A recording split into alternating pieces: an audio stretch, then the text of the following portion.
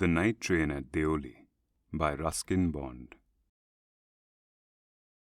When I was at college, I used to spend my summer vacations in Dehra at my grandmother's place. I would leave the plains early in May and return in July. Deoli was a small station about 30 miles from Dehra. It marked the beginning of the heavy jungles of the Indian Terai. The train would reach Deoli at about 5 in the morning, when the station would be dimly lit with electric bulbs and oil lamps, and the jungle across the railway tracks would just be visible in the faint light of dawn. Deoli had one platform, an office for the station master, and a waiting room. The platform boasted a tea stall, a fruit vendor, and a few stray dogs. Not much else, because the train stopped there only 10 minutes before rushing on into the forest. Why it stopped at Deoli, I don't know. Nothing ever happened there. Nobody got off the train and nobody got in. There were never any coolies on the platform, but the train would halt there a full 10 minutes, and then a bell would sound. The guard would blow his whistle, and presently Deoli would be left behind and forgotten. I used to wonder what happened in Deoli, behind the station walls. I always felt sorry for that lonely little platform and for the place that nobody wanted to visit. I decided that one day I would get off the train at Deoli and spend the day there just to please the town. I was 18, visiting my grandmother, and the night train stopped at Deoli. A girl came down the platform selling baskets. It was a cold morning, and the girl had a shawl thrown across her shoulders. Her feet were bare and her clothes were old, but she was a young girl, walking gracefully and with dignity. When she came to my window, she stopped. She saw that I was looking at her intently, but at first she pretended not to notice.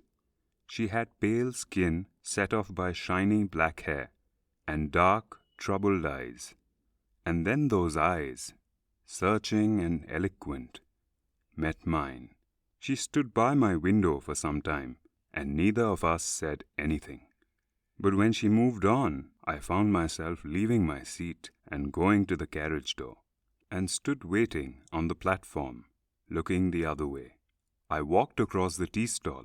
A kettle was boiling over on a small fire, but the owner of the stall was busy serving tea somewhere on the train.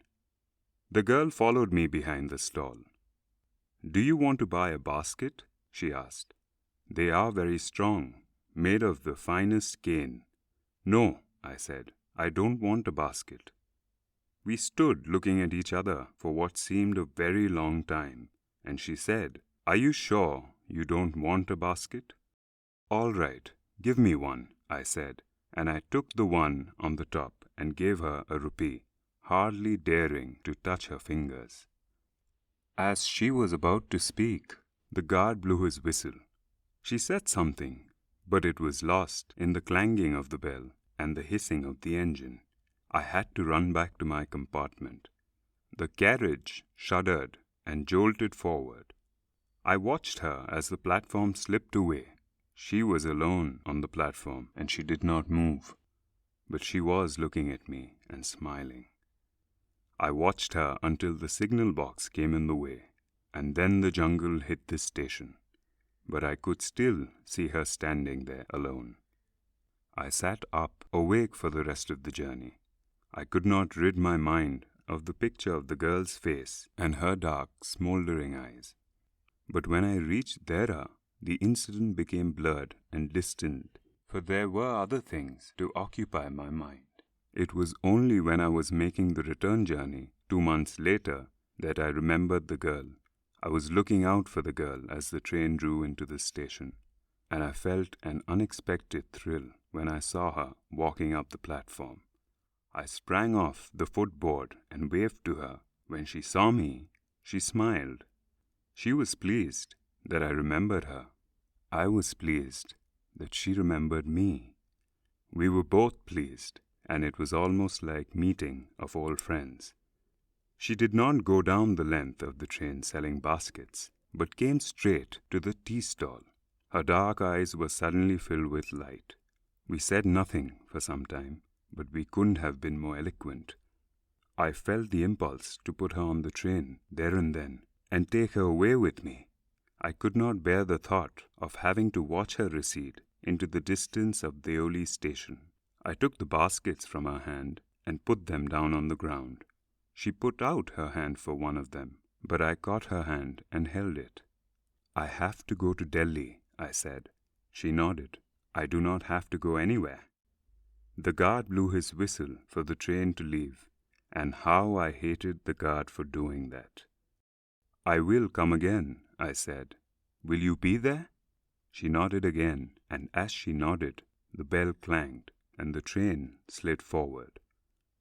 I had to wrench my hand away from the girl and run for the moving train. This time I did not forget her.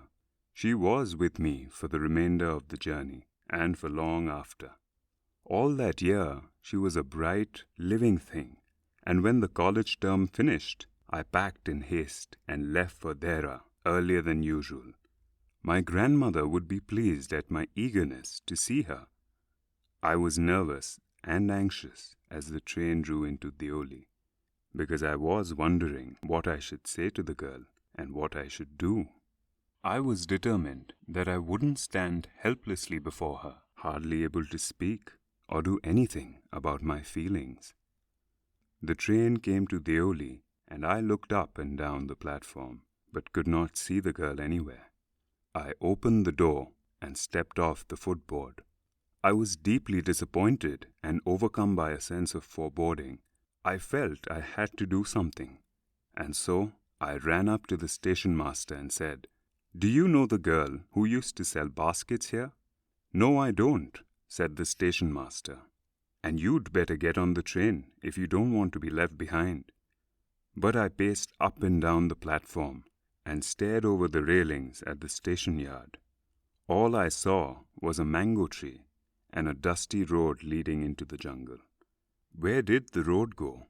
The train was moving out of the station, and I had to run up the platform and jump for the door of my compartment. Then, as the train gathered speed and rushed through the forest, I sat brooding in front of the window. What could I do about finding a girl I had seen only twice, who had hardly spoken to me, and about whom I knew nothing, absolutely nothing, but for whom I felt a tenderness and responsibility that I had never felt before? My grandmother was not pleased with my visit after all, because I didn't stay at her place more than a couple of weeks. I felt restless and ill at ease, so I took the train back to the plains, meaning to ask further questions to the station master at Deoli. But at Deoli, there was a new station master. The previous man had been transferred to another post within the past week. The new man didn't know anything about the girl who sold baskets. I found the owner of the tea stall, a small, shriveled-up man wearing greasy clothes, and asked him if he knew anything about the girl with the baskets. "Yes, there was such a girl here, I remember quite well," he said. "But she has stopped coming now." "Why?" I asked. "What happened to her?" "How should I know?" said the man. "She was nothing to me." And once again, I had to run for the train. As the Deoli platform receded, I decided that one day I would have to break journey there, spend a day in the town, make inquiries, and find the girl who had stolen my heart, with nothing but a look from her dark, impatient eyes. With this thought, I consoled myself throughout my last term in college. I went to Dehra again in the summer, and when in the early hours of morning the night train drew into the Deoli station, I looked up and down the platform for signs of the girl, knowing I wouldn't find her, but hoping just the same. Somehow, I couldn't bring myself to break journey at Deoli and spend a day there. If it was all fiction or a film, I reflected, I would have got and cleaned up the mystery and reached a suitable ending for the whole thing. I think I was afraid to do this. I was afraid of discovering what really happened to the girl. Perhaps she was no longer in Deoli. Perhaps she was married. Perhaps she had fallen ill. In the last few years, I have passed through Deoli many times, and I always looked out of the carriage window, half expecting to see the same unchanged face smiling up at me.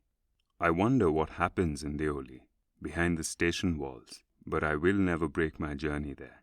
It may spoil my game. I prefer to keep hoping and dreaming, and looking out of the window, up and down that lonely platform, waiting for the girl with the baskets.